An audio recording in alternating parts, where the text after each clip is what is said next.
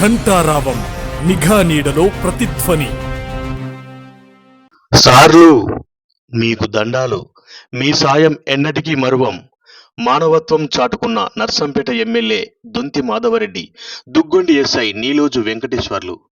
వరంగల్ జిల్లా దుగ్గొండి మండలంలోని మందపల్లి గ్రామానికి చెందిన కోండ్ర సమ్మక్క అనే మతిస్థిమితం లేని వృద్ధురాలు ఆదివారం గిన్నిబావిలో గల గుణ లోకేశ్వర రైస్ మిల్ ఆవరణంలోని కల్వర్టు వద్ద ఇటీవల కురుస్తున్న వరద నీటిలో దురదృష్టవశాత్తు జారిపడి మృతి చెందిన సంఘటన వెలుగులోకి వచ్చింది.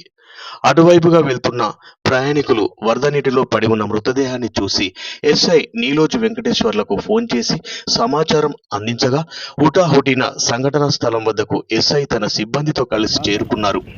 వరద నీటిలో పడి ఉన్న వృద్ధురాలి మృతదేహాన్ని బయటకు తీయడానికి ఎవరు ఎంతకీ ముందుకు రాకుండా సహకరించకపోవడంతో ఎస్ఐ నీలోజు వెంకటేశ్వర్లు, హోంగార్డ్ రాజు కలిసి వరద నీటిలో దిగి వృద్ధురాలి మృతదేహాన్ని వెలికి తీసి మృతదేహంపై ఓ శుభ్రమైన వస్త్రాన్ని కప్పారు.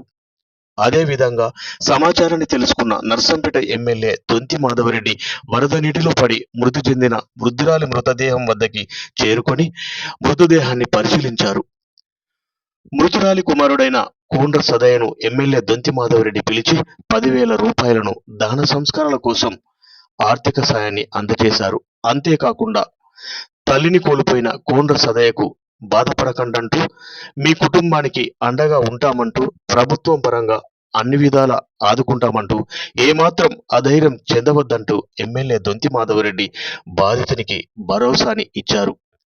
ఏదేమైనప్పటికీ తక్షణ కర్తవ్యంగా స్పందించి మానవతా దృక్పథాన్ని చాటుకున్న ఎస్ఐ నీలోజు వెంకటేశ్వర్లకు ఎమ్మెల్యే దొంతి మాధవరెడ్డికి బాధిత కుటుంబం సార్లు మీకు దండం అంటూ ప్రాధేయపడటం కనిపించింది. అదేవిధంగా సంఘటనను చూసేందుకు విచ్చేసిన పలువురు ఎస్ఐ నీలోజు వెంకటేశ్వర్ల పట్ల, ఎమ్మెల్యే దొంతి మాధవరెడ్డి పట్ల హర్షం వ్యక్తం చేశారు.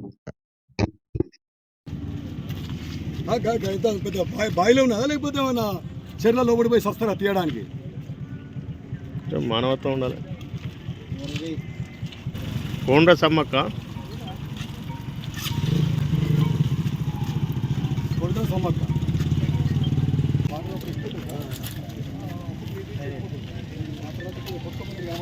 ఈయన కొడుకు సార్. ఈయన అవ్వలేదు. నిన్ననే టిఫిన్ పట్టుకపోయినా ఊళ్ళో కూడా తిరిగిన కనపల్లే. ఇక మా అక్కకు టిఫిన్ చచ్చిన, వచ్చినాక ఇవి తింటేదని చచ్చిన.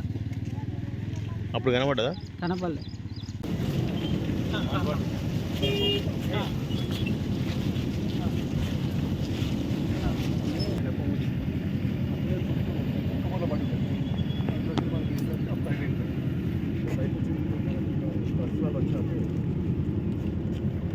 అవన్నీ మిగిలిన వాళ్ళు చేసి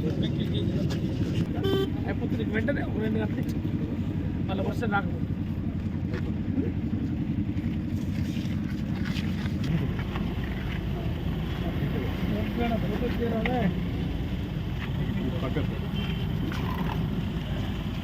మళ్ళీ